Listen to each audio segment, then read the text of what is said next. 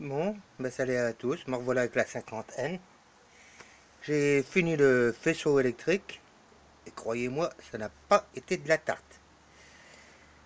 Parce que il y en a des fils, hein. Ça n'y paraît pas, mais il y en a pas mal. Bon, alors déjà pour commencer, on a toujours gardé la batterie. La batterie de 12 volts qui va être alimentée par le moteur.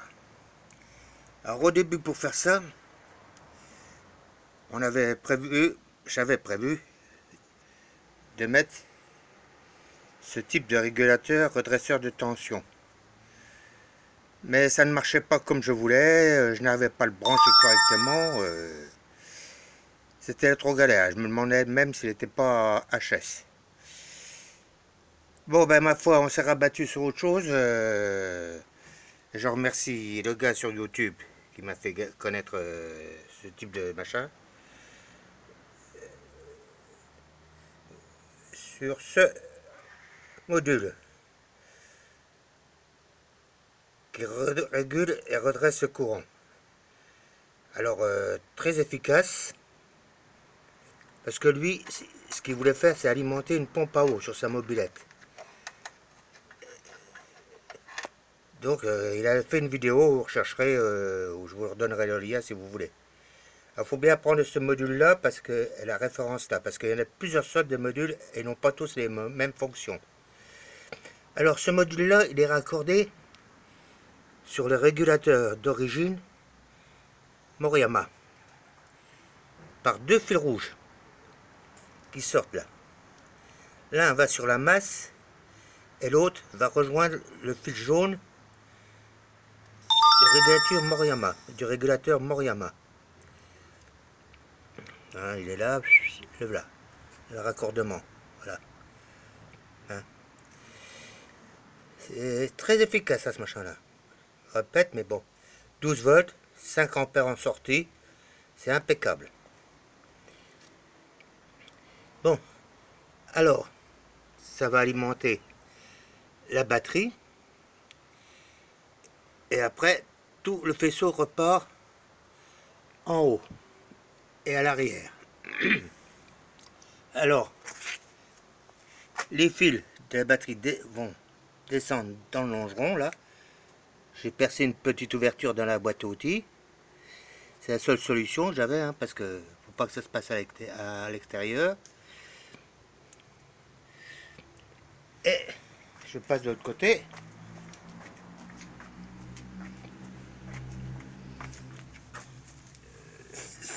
Tout passe dans le longeron à partir de cette hauteur-là. Tous les fils passent là. Ça remonte le long du réservoir. Et ça atterrit ici. Tous les raccordements sont là avec des fiches. Alors pour ce faire, que les fiches ne se baladent pas à l'extérieur, j'ai refait tout un cache derrière le phare, où sont accrochés déjà les fils du haut-parleur de la radio, le branchement de la radio, toujours en extérieur, parce que si un jour il veut démonter, qu'il ne soit pas obligé de démonter tout le bordel. Ah, il y en a assez. Alors là, ça va. Un raccordement pour USB, qui fait voltmètre. Mais ça nous donne que la tension de sortie. Ah, la batterie fait 12 volts, donc là j'ai 12 volts. Si j'allume le phare, par exemple, vous allez voir que tout de suite, ça va chuter à 11 volts. Voilà. 11 volts 5. Alors dessus, il y a deux prises USB pour recharger un portable ou autre chose, brancher un GPS, tout ce qui s'ensuit, ou d'autres éléments. Bon, ça c'est un thermomètre moteur, mais bon, il n'y a plus de piles, il faut que j'en remette des piles dedans. De l'autre côté, on a un compte-tours. Alors très pratique le compte-tours. Si un jour vous tombez en panne avec votre mobilette, vous donnez des coups de quiche ou des coups de pédale suivant. Si les tours ne s'affichent pas du moteur, c'est que c'est un problème d'allumage. C'est bien pratique, je vais peut-être bien en monter un sur mon châssis où je teste les moteurs. Ça serait bien pratique. Bon, la radio. Alors la radio, elle est branchée correctement. Il y a 3 fils, un noir, la masse, un rouge, le plus, et un jaune qui a un plus aussi, mais qui se branche en sortie de batterie. Parce que c'est une radio qui fait alarme aussi. Alors, je sais pas comment elle fonctionne, j'ai essayé plusieurs fois, mais c'est bon. Voilà, c'est tout ce que ça fait. Tout ce que ça fait, on n'arrive à rien. Alors, le propriétaire se démerdera pour la faire fonctionner correctement, à moins que, vu que c'est acheté sur AliExpress, la radio soit IHS déjà. Mais j'ai regardé sur YouTube, il y a un gars qui a exactement la même et il n'arrive pas à la faire marcher non plus. Bon, alors ça c'est pour l'arrêt moteur. Alors comme vous pouvez le voir, le feu stop marche, droite, arrière et avant.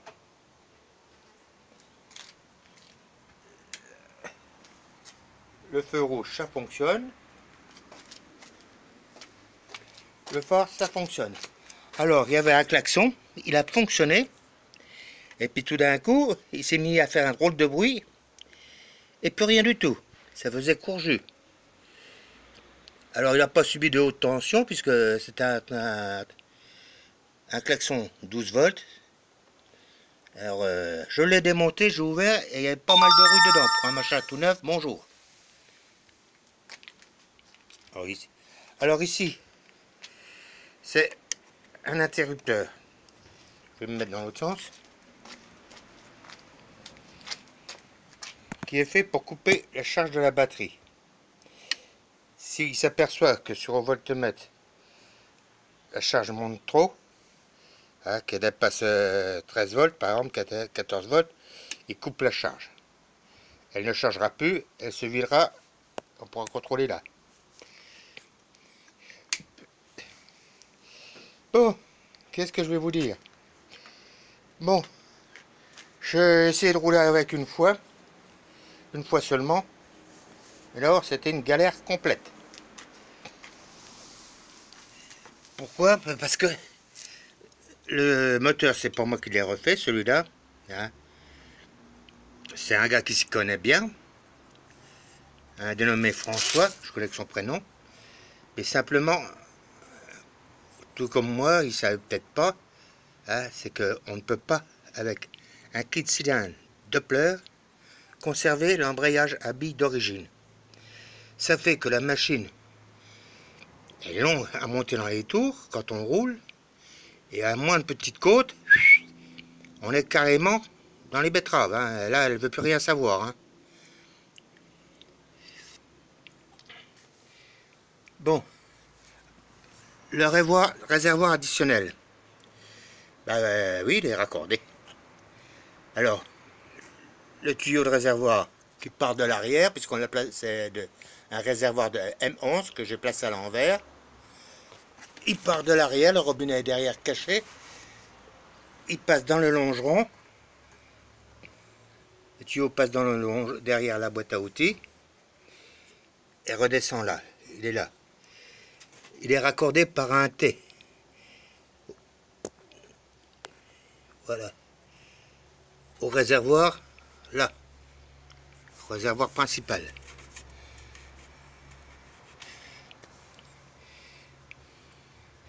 Alors, ça n'a pas été de la tarte, comme je vous le dis. Bon, je vais revenir un peu sur le module pour vous expliquer le branchement. Alors ce module-là, je vous le conseille pour les gens qui ont une machine bien kitée, qui monte très haut dans les tours et qui veulent mettre des lampes LED. Il est parfait pour ce montage-là. Comme je vous l'ai dit, 2 fils rouges. Un va sur la masse et l'autre va sur le plus, donc le fil jaune du Moriyama. Ça sort par un fil noir et un fil rouge. Le noir va aussi à la masse et le rouge, il est raccordé sur le circuit de la mobilette. c'est-à-dire sur le fil qui va alimenter les phares, les klaxons et tout ce qui s'ensuit. Tout ce qui s'ensuit. Bon, moi ça fait plus de paquets de fils parce que comme d'origine il n'y avait pas de feu stop, hein. Voilà les bouchons. Alors il y a une chose, si vous achetez ce genre de type de machin là, je vous conseille, c'est de prendre des arrêts de gaine, des individuels, des gros arrêts de gaine, pas des petits comme on voit là, des gros, de les chauffer et de les enfoncer dedans. Parce que bon, il y a tellement de force que les arrêts de gaine qu'on sertit sur les gaines, le câble passe au travers. Enfin, la gaine passe au travers, c'est pas assez épais. Donc, vous mettez des gros arrêts de gaine que vous chauffez, que vous insérez dedans. Comme ça, il n'y a plus de problème. Bon, là, c'est le fil.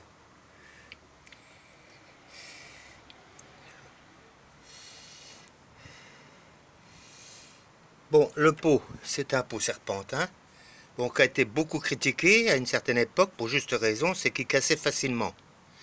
Mais là, c'est un pot que j'ai acheté sur VSX, et c'est le même pot, mais qui a été renforcé. La cartouche n'est plus la même. Avant, c'est une cartouche ovale, là, c'est une cartouche ronde. Elle est sertie par 4 rivets. Bon, sur VSX, j'ai déjà dit ça, ils vous mettent un cil en bloc. Mais le cil en bloc est fait juste pour ne pas que la cartouche du pot vienne frotter sur la béquille. Bon, je l'avais mis au départ, moi, mais j'avais un problème, c'est que le levier du kitsch, il venait de taper ici. Donc j'ai passé une entretoise plus petite, en rigide, ça ne pose pas de problème.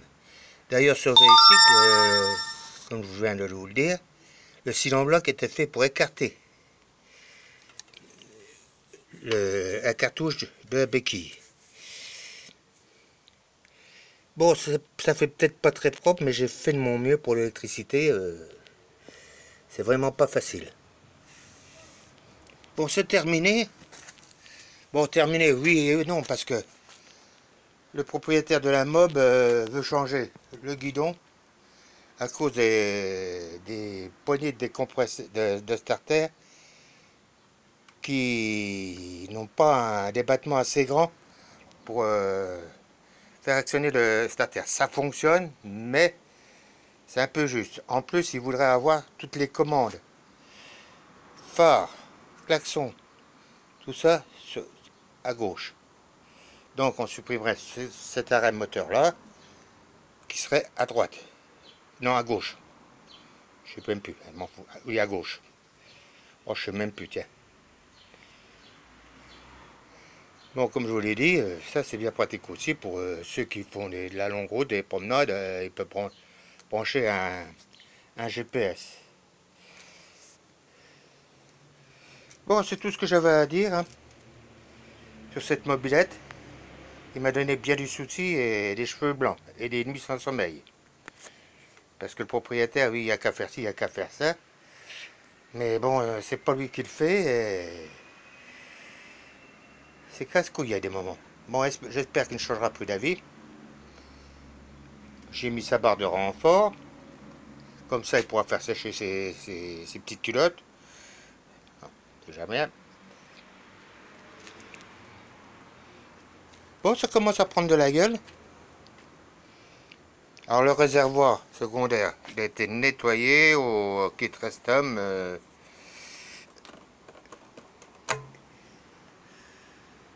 On ne voit pas bien, il n'y a pas d'éclairage. Enfin, vous me faites confiance. Un bon kit Restom. Alors la plaque là, c'est parce qu'il va mettre une antenne de CB. Monsieur fait de la CB. C'est pour ça qu'on doit dégager le plus possible ce côté-là. Parce qu'il veut que sa machine CB se recharge aussi sur la batterie. Donc on va dégager ça pour l'avoir de l'autre côté. Alors le support d'antenne CB, je l'ai. J'ai le support. Alors c'est pareil, il y a un gros câble. Bon, eh ben, il va passer là. Je vais le faire rentrer sous la selle. Je l'attacherai avec des risons le long de la barre de renfort. Et après, bon, ma foi, il ressortira là. Oh, j'ai un peu la bleu-blotte à force de tenir ça comme ça, moi. Bon, c'est tout ce que j'avais à vous dire. Hop. Coupe l'alimentation. Alors, une chose, j'ai oublié de vous dire, c'est s'il veut rouler sans batterie, c'est parfaitement possible. Hein. Il n'y a pas de problème comme ça. Pour ça, il suffit de débrancher la batterie. Attendez, je pose un peu.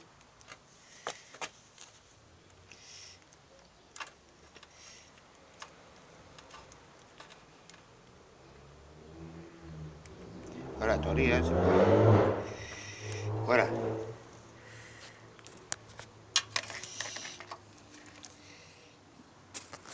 Il peut retirer la batterie.